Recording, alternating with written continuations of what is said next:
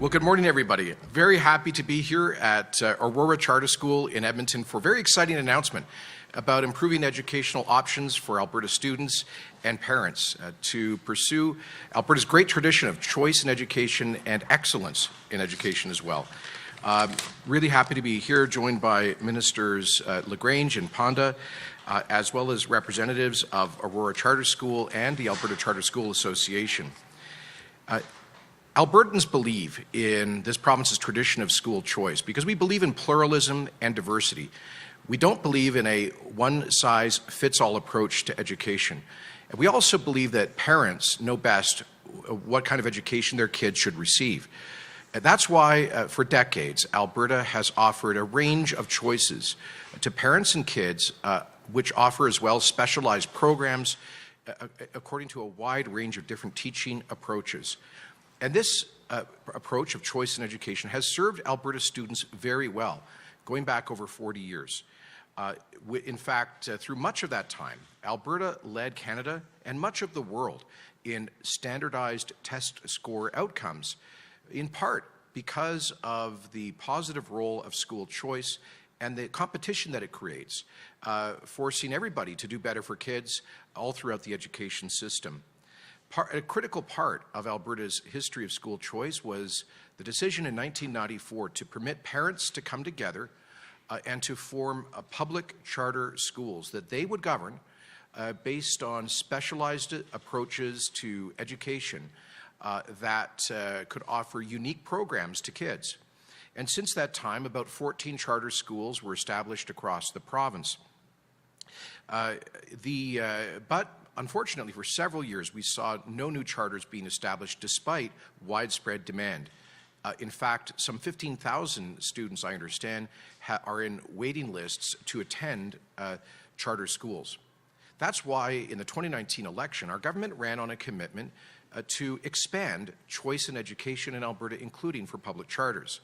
And indeed, we lifted the legislative cap that had existed since 1994, allowing for more charters to be established. Since then, two have come forward.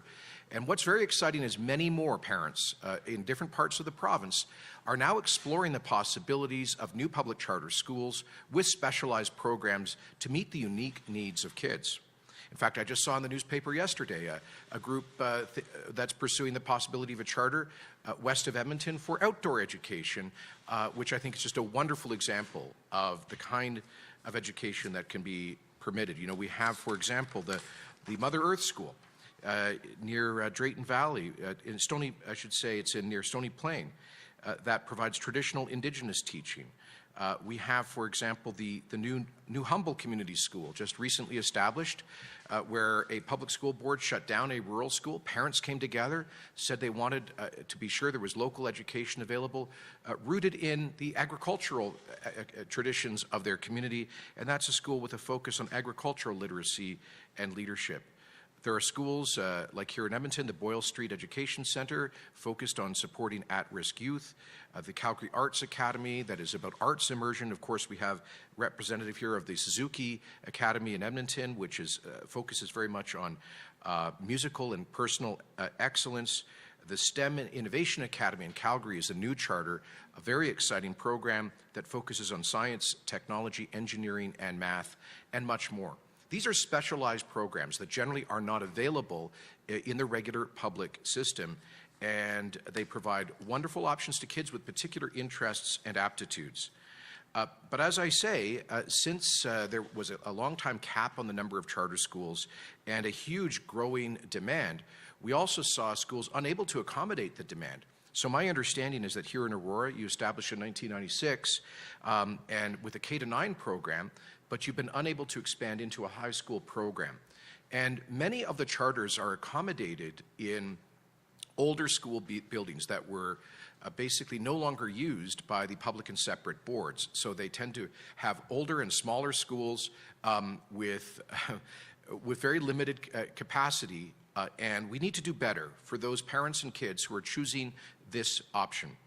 And that is why I am so excited to be here today to announce that as part of Budget 2022 and our commitment to choice in education, Alberta's government is investing an additional $25 million in operating funds over the next 3 years to support the expansion of public charter schools in Alberta. In addition, we'll be providing for $47 million in new capital funding to be allocated to public charter and collegiate schools over the next 3 years in Alberta's capital plan. That capital spending, as Minister Panda will point out, will also be part of Alberta's recovery plan, our enormous capital investment in building the architecture of Alberta's future economy and getting people to work right now.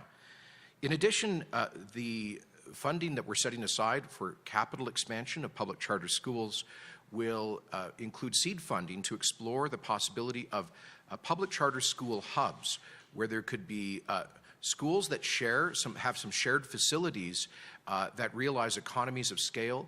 That could have shared gyms and shared food services, for example, shared playing fields, but allow separate public charters to be housed separately, sharing those things much more efficiently. That's a very exciting concept that's come forward, and we want to support the continued work on the possibility of charter hub concepts.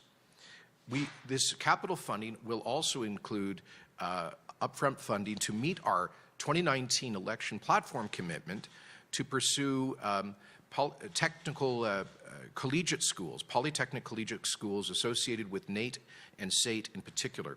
Many years ago, there were discussions between parents, the Catholic and public boards, and the Northern Alberta Institute of Technology on possibly creating a vocational high school that would have synergies, shared facilities, and perhaps shared programs with the Northern Alberta Institute of Technology.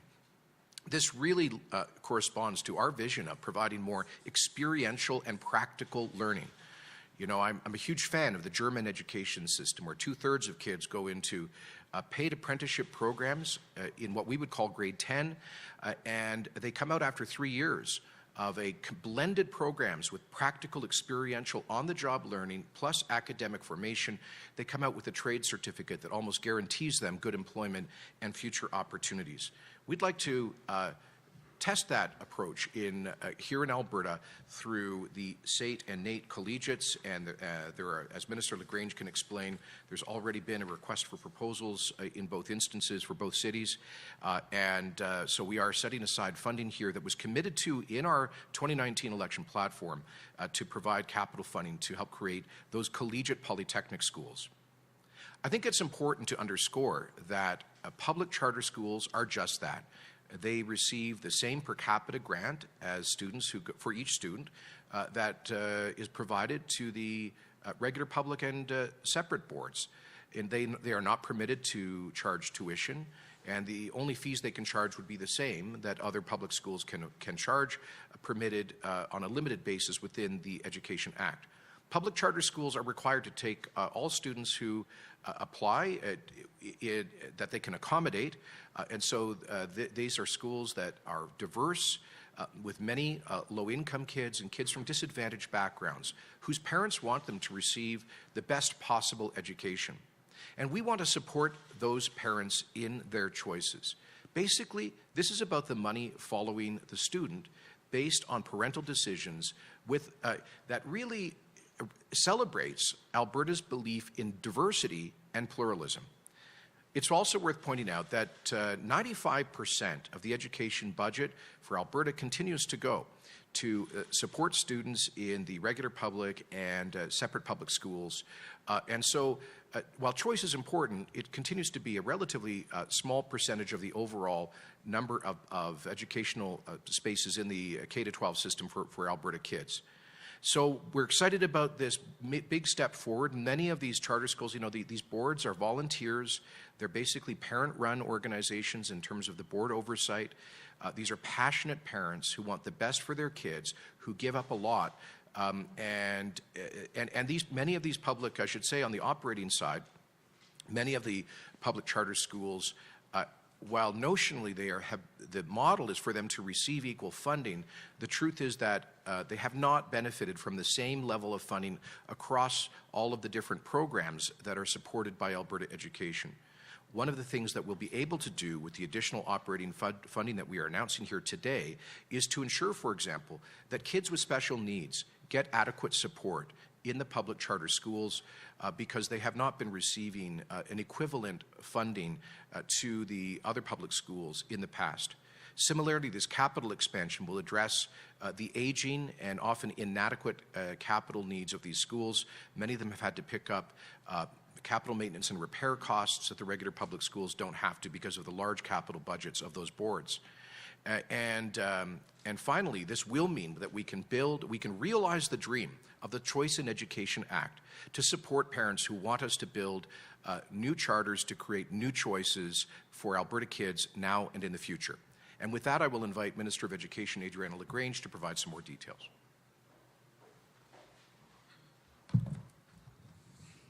Thank you, Premier, and I'm pleased to be here today at the Aurora Academic Charter School in Edmonton, and I want to thank Lynn, Board Chair, and Ian Gray, Superintendent at Aurora Academic Charter School, for hosting us today in your beautiful school, and I believe it was a newly renovated area right here, the entrance area. So I would also like to recognize Lynn Parady, who is the President of the Association of Alberta Public Charter Schools, for her and her organization's thoughtful work in demonstrating what public charter schools have to offer Alberta students. Whether students attend a public, a separate, a francophone, independent, home education, or a public charter school, our education system offers a choice for every student and their parents. As the Premier mentioned, public charter schools play an important role in Alberta's education system by offering unique programming to students.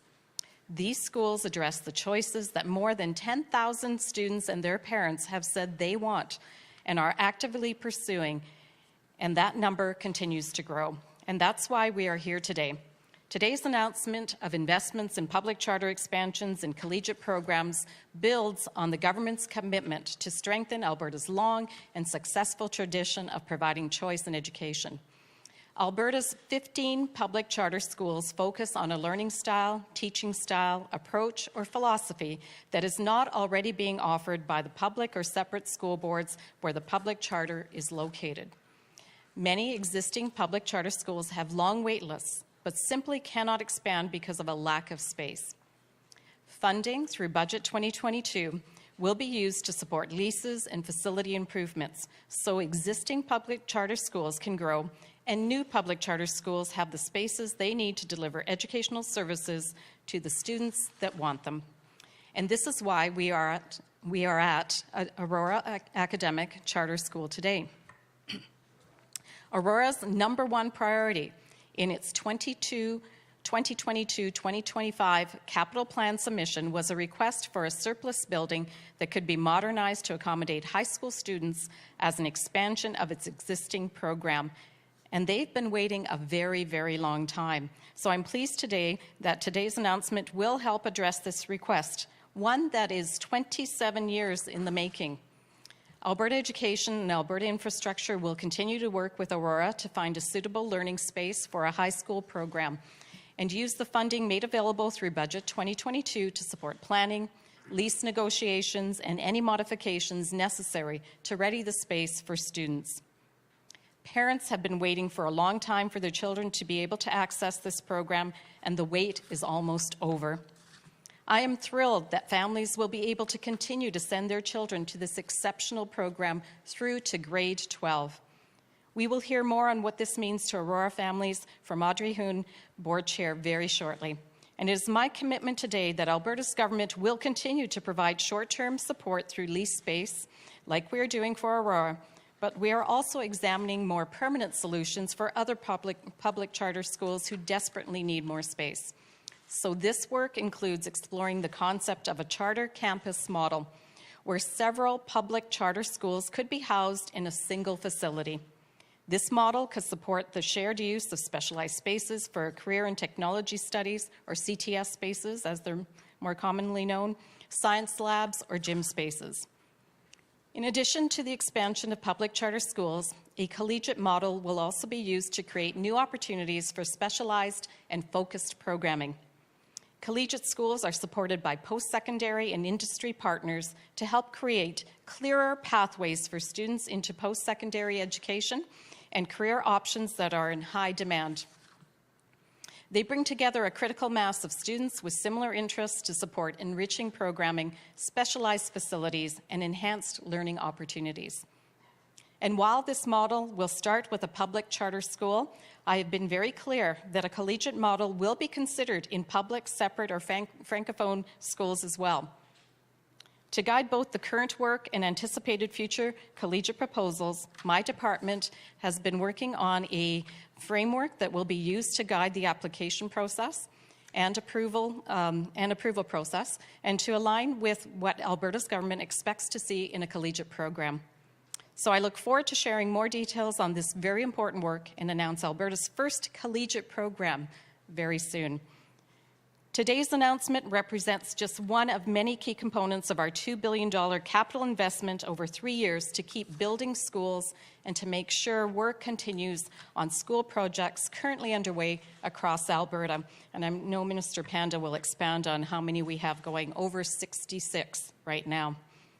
By investing wisely and strategically, we can ensure that Alberta students continue to have world-leading education choices that enrich their lives and prepares them for successful life beyond school. This is what we're committed to, and we're going to continue that commitment. So I will now invite Minister Panda to come to the podium and provide his remarks. Thank you.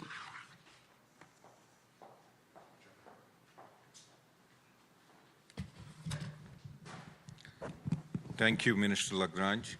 Good morning, everyone. It's a pleasure to be here. I know how important education is to your community, and Premier talked about how passionate parents are in finding education opportunities for their kids. So I want to tell my own story. Actually, growing up in rural India, my father was a village elder, farmer, and a small business owner. He did not have a higher education, and there was no high school in his area. So my father thought education was very important to enable the next generation to find well-paid jobs. So he collaborated with neighboring villages, and together they built the first high school in their area. So due to his hard work, we now have many doctors and engineers in our family. My father's direct descendants. So in fact, I'm one of those kids who grew up to be an engineer. So because of my father and that school in India, I had the opportunity to learn, to go to university and to become an engineer and to give back to my community. So I want all Alberta students to have those same opportunities, and having access to good schools is one way of making that happen. And another way is by offering choice. The Alberta government believes students and families should have choice when it comes to how and where they learn. As you have just heard from Premier and Minister Lagrange, today we are supporting choice by increasing access to good schools and helping charter schools expand their offerings.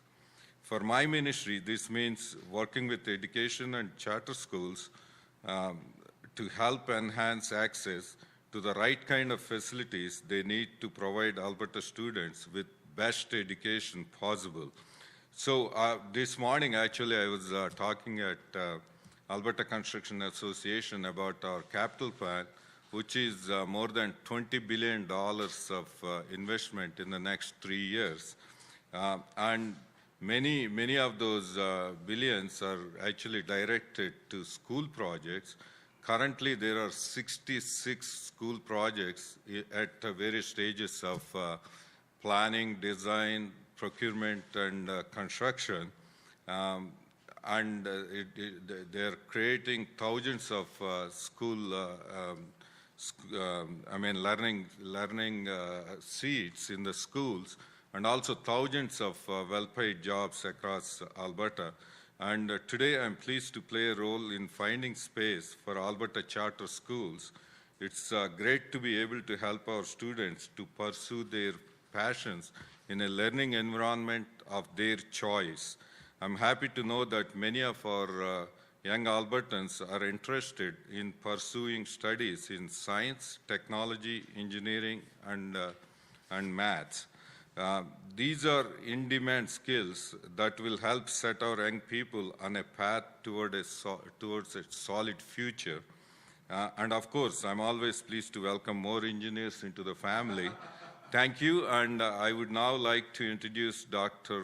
Lynn Parady, the president of the Association of Alberta Public Charter Schools. She also serves as the superintendent of the Suzuki Charter School in Edmonton. She previously spent 34 years in the public school system as school administrator. Thank you.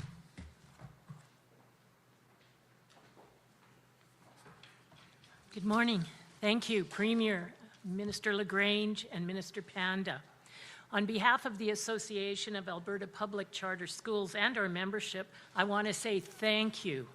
Today's announcement is a wonderful step forward for the education of Alberta students and will contribute to notable improvements in education in Alberta. Equitable access to capital funding will provide Albertans with increased flexibility to choose schools that meet specific family needs. The large parent demand to have their children enroll in charter schools will be alleviated over time with additional student spaces to better accommodate the interests of families. Separate from today's announcement, I want to share that we are also very pleased that charter schools will finally receive equal funding for students with special needs. It's a timely improvement, and this will ensure that children receive the extra time and resources they need to improve their successes already in this current school year. This is praiseworthy action, and it demonstrates our government's support that all children in public education should be treated fairly in a just system of education. I would like to close with a few words from our Provincial Association Chair, Ron Coper, who could not be with us today. He says, "These changes are another step in a 2.5-year journey towards providing public charter schools fair, responsible access to critical capital funding. The changes recognize a quarter-century of successful contribution to Albertans and the Alberta education system. A sensible, well-regulated public charter system that is strong and free to innovate helps stimulate all school boards to continue to be creative in their delivery of student learning and be truly responsive and accountable to the Albertans they serve." And that's from our chair. I will now invite Board Chair for Aurora Charter School, Arlene Hoon, to bring a few remarks. Thanks, Dr. Parady. I would like to thank the Honourable Premier, the Honourable Minister of Education, and the Honourable Minister of Infrastructure for visiting our school today.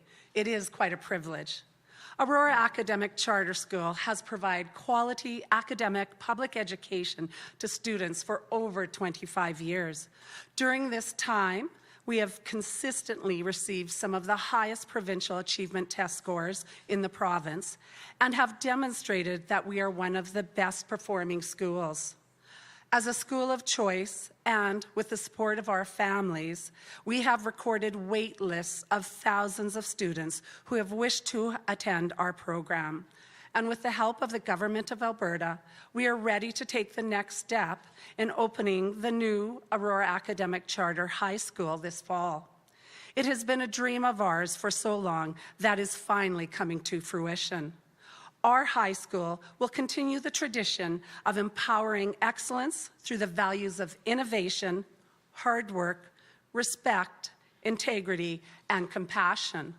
Our students will continue to excel, being presented with an orderly and structured environment that is maximized for their learning. Aurora is a school where students not only learn, but care about learning.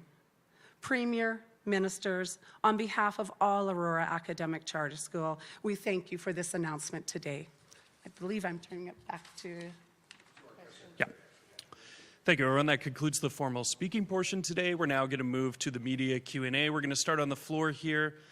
So when you are at the mic, please identify your name, your outlet, and who you'd like to direct your question to, and we'll go with one question, one follow-up today. Go ahead, Janet. Hi, Janet French from the CBC, looking for the Premier.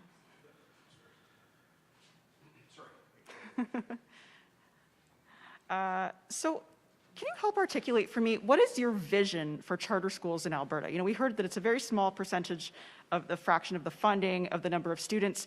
In a world, according to Jason Kenney, what does the charter system look like in relation to the rest of the system? I think it's really, for me, it's what is the vision of parents? And I think we need a system that's flexible enough that it can respond to the priorities of families. So if we were to see a significant increase in additional charter schools or expansion of existing schools, we want the system to be flexible enough in its funding and administration to support that. That's why we lifted the cap on the arbitrary legislative cap that had existed on charters. And so I would love to see a flowering of new charter schools, but ultimately that will be up to parents. Now, I should correct one thing. I think I said that there had been 14. There were 13 under the cap, and 2 have since been open, and there's another Calgary Classical Academy that's been approved in principle to open in the future. 16 schools out of over 2,000 in the province is it's kind of a drop in the bucket, and I would love to see many more come forward. We don't have a particular number in mind. It really does depend on parents. I should point out that one of the interesting parts of our system is that we invite, and have since the early 1990s, we invite the regular public and separate boards to also develop alternative schools with specialized programs. And that's great as well. That's another example of choice. In the past, we said that basically public boards could veto parents from going and setting up a charter if it had a similar program. I don't see why each city should only have one music program or one science, technology and engineering program or one program focused on Indigenous education. I think the number of schools offering specialized programs should correspond to the demand coming from families, and that's my vision. Do you have a follow-up, Janet? Yeah, totally new topic. Who are you rooting for in today's Fort McMurray by-election, and why? Well, obviously the United Conservative Party, and I encourage people to get out and vote. Next question. It's Jeremy Thompson with CTV News. Another topic here. Just wondering about your campaign promoting Alberta oil right now. Wondering if you have any concern about sort of our export capacity. You know, we know it takes a long time to build pipelines these days. Any concern that, you know, if demand goes up and your campaign promoting the oil is successful, that we won't be able to meet that demand? Well, that would be a very good problem to have. And I am concerned about it, which is why we need to get more pipelines built. But right now, we are underutilizing our current pipeline export capacity by about 200,000 barrels a day. So we could ship more. In addition, we believe that pipeline companies could make some technical changes to also increase export capacity by another couple of 100,000 barrels a day. So I think we could stretch capacity based on the current existing infrastructure by 300,000 to 400,000 barrels a day, which would be about a 10% increase. It's not negligible. And that would replace, and Mark Little of Suncor confirmed this in Houston last week. He said that we could replace about a third of what the U.S. has been importing from Russia. So I think that is possible. We can make a meaningful difference. Beyond that, we would have to see additional shipments by rail. Right now, the economics don't support it. But, and here's the good news. We do expect to see the Trans Mountain expansion completed next year, and that'll open up another 500,000 barrels a day. So there is a path for several 100,000 additional barrels a day of shipments from Alberta to help us displace conflict oil coming from Russia, Iran, Venezuela, and other OPEC dictatorships. And then we'll see what happens. We are in discussions with senior members of the American Congress who are very supportive of a project similar to Keystone XL. I note there's a major new poll out in the United States today showing that 77% of Americans polled support the Keystone XL pipeline. While that project itself may now be dead because of the presidential veto, I think where there is a will, there is a way. And so we will continue to work with folks in Congress to see if there is now or in the future a will to create an additional major pipeline flowing from Alberta to the United States. Jeremy, do you have a follow-up? I do. With all of these public health restrictions lifted, we're basically back to normal here in Alberta. So I'm wondering when, press conferences will be back to normal as well, allowing more than one question and one follow-up, because that was sort of brought in with COVID. So wondering when you'll be able to make that change back. Well, it's been so long, I forget what the protocol was before this, but here we are doing in-person news conferences, and I think the only reason we limit it to one follow-up is because we always have more questions than we can respond to. And one of the, I think, good innovations we've had is through these call-ins, reporters in every part of the province are able to get in on these news conferences wherever I'm doing it. So I can be standing in a farm field announcing something on irrigation, and you can ask me a question about politics or something from your newsroom in Edmonton. So I don't know. I'd be happy to have my communications office communicate with Ledge Press Gallery and media outlets to see what makes the most sense in the future. But I think, in fact, the virtual news conferences have increased accessibility and convenience for journalists. But when I was in Ottawa as a federal minister, I was famous, or maybe infamous, for doing unlimited news conferences. That I think I booked one that went over 2 hours. And they got really angry with me. So I don't think you'll be careful what you ask for, is all I would say. Go ahead, Amber. Thank you. It's Amber Goslin with the Western Standard. Premier, do you think the popularity of alternative schools and the uptake of homeschooling is a reflection of parents saying no to the wokeness of public education? Well, I think there's probably some of that, for sure. I think when Aurora was established in the mid-90s, it's because parents wanted a more structured, disciplined approach to education. And when parents set up the STEM Academy in Calgary recently, it's because they wanted their kids to have a real focus on things like science and technology. But broadly, I think the parents who set up charters or decide in favor of home education, they often have concerns about the experience that their kids have had in the conventional public schools. Now, let me be clear.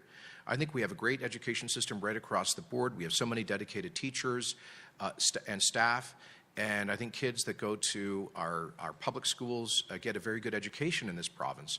But it's true, I think some parents want programs that focus more on education as opposed to all sorts of extraneous things, which sometimes seem to get introduced into the school programs.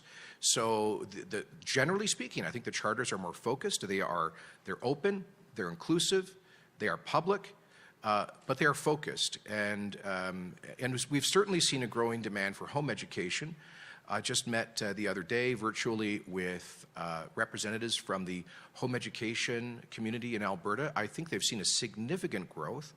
And I'm happy that parents feel that they can have the support from government to provide home education as another alternative. So I think altogether, this is one of the reasons that pluralism in education makes sense. Some parents may not like things that are going on in their local public school, and they have options if that's the case. You have a follow-up, Thank ma'am? you. Yes, I do.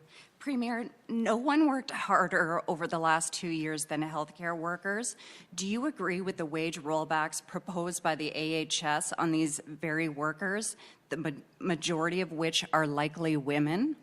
Well, there are no wage rollbacks. There is negotiations in the context of a new collective bargaining agreement with some of the unions. To date, we have successfully finalized negotiations with a number of the healthcare unions. For example, the Union of Nurses of Alberta ratified, I think by an 87% vote, a fair new collective bargaining agreement which both respects the fiscal limits of the province, of taxpayers, but also recognizes the need to provide generous and adequate compensation to nurses. So it's basically to simplify, it's a 4-point increase over 4 years.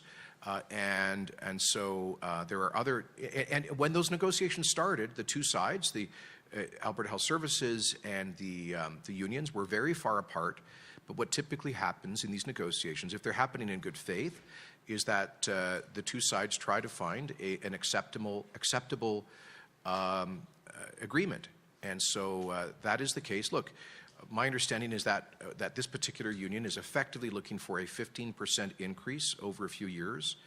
That is completely out of the range of what other unions have asked for or received in collective bargaining agreements. So that, you know, both sides have their opening position, and beyond that I won't comment because it's up to the negotiators to do their work in good faith. All right, we have one more question on the floor, and then we'll go to the phones. Go ahead, Morgan. Hi, Premier. Morgan Black from Global Edmonton. BC has increased its minimum wage due to inflation. Any plans for the Alberta government to do the same? Well, Alberta did increase the minimum wage by 50% in 2016 and did so in the middle of a recession. This resulted in job losses, particularly in the service sector. Tens of thousands of jobs were lost because employers could not afford a 50% increase in wage costs at that time. I would point out that many of those minimum wage jobs are in the service sector, where you have struggling small businesses that have been absolutely devastated through COVID. Many of them are financially flat on their back. They got deeply encumbered in debt just to keep the doors open. And only now are things fully opening for them to get their business back to normal levels. So I think adding yet another major increase on minimum wage would probably be the end of a lot of these small hospitality businesses that barely survived the pandemic. Of course, many did not. And you can just talk to Restaurants Canada or the Federation of Independent Business to see the numbers about how desperate the situation is in that sector. Most of the people I know in the hospitality sector tell me that they have been doing nothing but losing money for the past 2 years. So we have to be mindful about the ability of them to bear ever higher costs, as they are already having to do with food inflation and fuel inflation, forcing up prices, and that drives away customers. So I say, let's let that sector get on its feet. And we believe that in the midterm, we will be facing labor shortages in Alberta. And that inevitably will result in higher wages. So when there's a scarcity of labor, employers are competing for scarce labor, they raise the wages to be more competitive. So our focus now is just on letting those businesses survive past COVID and getting people back to work. And the market, I think, will respond to labor scarcity in the next couple of years. Follow up. Yes, and Minister Lagrange, feel free to weigh in as well. So Edmonton Public has been dealing with a mostly frozen budget for the past few years. So I'm just wondering how you find that balance between the desires of Edmonton Public and the desires of charter schools. Thank you for the question. First of all, I would point out that of the 66 schools that are being either refurbished or built now across the province, that 20. I'll repeat that. So there's 66 schools being refurbished or built across the province. 24 are in the Edmonton area. So that's about a third of the overall school capital budget right now. So Edmonton is getting a disproportionately large number of new schools. That includes Edmonton Public and Edmonton Catholic. Secondly, we do recognize that the education system has been trying to find efficiencies in the last 2 or 3 years to help us get the province's finances in order. And we recognize that with a 1.7% increase in the education budget and the per pupil allotment from the Department of Education. And I'll invite Minister Lagrange to say more. Thank you. And yes, Premier is correct. We have added over $700 million over the next 3 years. Additionally, we have $110 million over 3 years, $30 million in this upcoming budget for child and well-being, particularly around mental health issues, because we know that's been a concern. And an additional $191 million for curriculum implementation, 59 in the current year. In terms of the capital, we do have a very robust process. It's a 10 steps that every school application has to go through, and school authorities are in charge of putting their top requests forward. When we look at this process, it is an Auditor General approved process, so it's very robust. And we've taken the politics out of school announcements. So as projects are put forward by school authorities, typically I get about 400 in a year coming to the ministry. It goes through this very detailed, robust process. The top ones rise to the top, and they have to then be approved by Treasury Board. And so we do have a very robust process. I know Edmonton Public in particular, they have 6 projects on the go right now, and their top 2 asks in this current for the current budget were less than 69% utilization rates and not health and safety issues. And so I actually do have a meeting coming up with Edmonton Public so that we can have a further conversation as to how they're putting forward their top requests. Thank you both. Thank you, Premier and Minister. With that, we're going to go to the phones. Operator, can you please put through our first caller? Thank you. Stephanie Thomas, CTV. This is a question for the Premier. A new poll says that Albertans are least likely to voluntarily wear a mask indoors. So do you still encourage Albertans to wear a mask? You know, the audio is a little unclear. Could you please repeat the question? Sorry, we have a new poll that says that Albertans are least likely to voluntarily wear a mask in indoor settings. So I'm wondering what your position is on whether you encourage Albertans to continue to still wear a mask in those settings. Well, it's up to each Albertan to make that decision. There are no mandatory mask mandates in the province outside of nursing homes, hospitals, and mass transit. So it's up to each individual to assess their own risk profile, and we respect the choices that people make. I would just say that there should be no stigma around masks. Masks should not be seen as some kind of a personal statement or a political statement. They should just be a choice that people choose to make if they believe it's appropriate. I can certainly understand, for example, why people who might be immunocompromised or have other unique risk factors might feel it's more, or they're working in very close circumstances with others, in poor ventilation. There might very well be circumstances where people will think it's better to wear a mask. And I would just, if that's the case, I encourage them to do so. But I would really like us to depoliticize all of this. You know, when we had mask mandates, there were some people that refused to wear the masks as some kind of a political statement, and now I hear others saying they will just because they're upset that there isn't a mask mandate. You know, I really hope that we can. There's been too much division throughout the COVID era. I hope we can leave that behind us and just respect individual choice. And do you have a follow-up? Yes, I believe this one will go to Minister Lagrange. I've heard from a concerned parents group that expanding access to charter schools is just a step towards a U.S.-style education system or privatizing. I'd like your response to that. Well, there's, nothing can be further from the truth.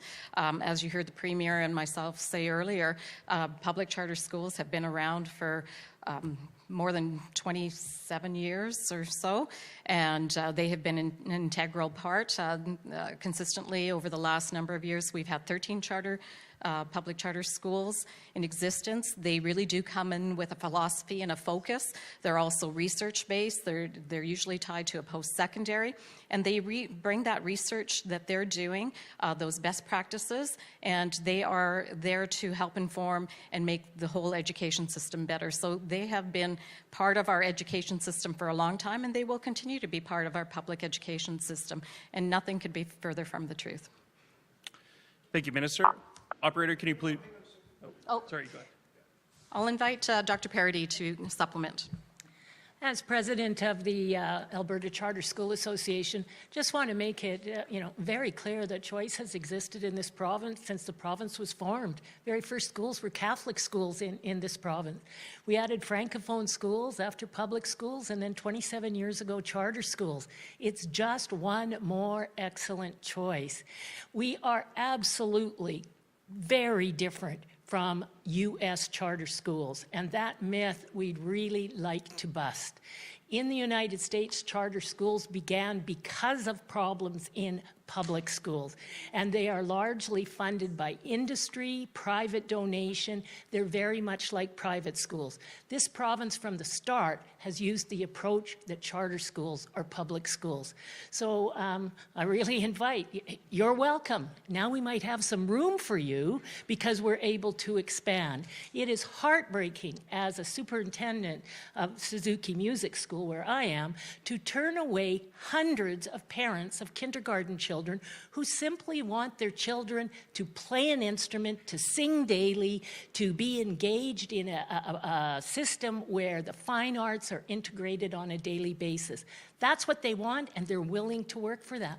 Why can't we let them just enjoy that, welcome as many more in, and spread the good news of quality education across all the public systems? Thank you. Apologies, Doctor. Operator, can you please put through our final caller? Brittany Gervais, Calgary Herald. Hi, thank you for taking my question. This is for the Premier. Wondering, as we look back on the last 2 years, if you can tell me about one lesson you've learned through Alberta's pandemic response. Well, one lesson I've learned is that our healthcare system wasn't prepared for a once-in-a-century pandemic. We went into COVID in 2019 with the lowest per capita number of intensive care beds in Canada, despite having the most expensive healthcare system in the country. There's something fundamentally wrong in that. So there is a challenge for us to get more bang for the taxpayer's buck. How could it be that we've had one of the most expensive systems in Canada in a country that has one of the most expensive public systems in the world, and yet Alberta has been underperforming, not just in per capita ICU beds, but in surgical wait times, diagnostic wait times, and much more. So we are investing more in the system to increase capacity, including a 50-bed increase in the baseline intensive care capacity. We've invested about $2 billion additional dollars in the baseline healthcare budget. But ultimately, more and more money is not the solution if we're getting substandard results for one of the most expensive systems. So we need greater accountability. I think we need more innovation. And that's exactly what we're doing through, for example, Alberta's surgical initiative to harness the efficiency of the private sector in performing more surgeries that are publicly insured. So I'll be saying more about all of this in the future, but really I think a key learning for us has been, because I mean every jurisdiction around the world had to cope through trial and error imperfectly with getting the appropriate balance between protecting lives and their hospital systems while also avoiding the damaging impact of restrictions on people's mental and emotional and financial well-being. Alberta, at this point, has a COVID per capita fatality rate that is lower than Canada's, lower than 3 of the other provinces. Our per capita fatality rate is about 1/3 that of the United States and about 1/2 of Europe's. And we managed to do that with less damaging restrictions than most of those jurisdictions. I think that speaks well to how Albertans rose to the challenge. But the real stress points were when we were close to running out of ICU capacity, and that comes back to going into the pandemic with the smallest ICU capacity in Canada, with the best funded system. That's a paradox that we are addressing, and we must resolve. Thank you, Premier. Brittany, do you have a follow-up? Oh, sorry, I forgot there's a Yes, follow-up. thank you. Yes, thank you. So a new Angus Reid poll found 71% of Albertans gave you a negative rating when it comes to the province's COVID-19 response. So that would be the lowest grade, I think, compared to other Canadian premiers. So considering this, is there anything you would have done differently in the province's pandemic response? Well, I think that reflects the polarization we've seen, particularly in Alberta.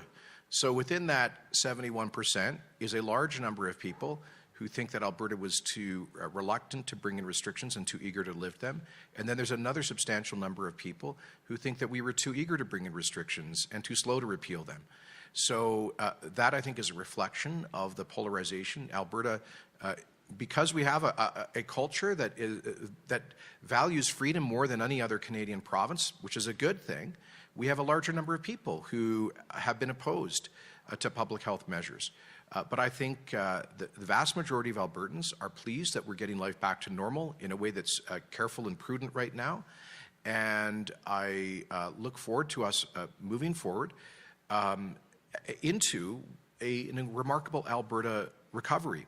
We're leading Canada in economic growth last year and this year, leading Canada in job growth with diversification and huge new investments across our economy.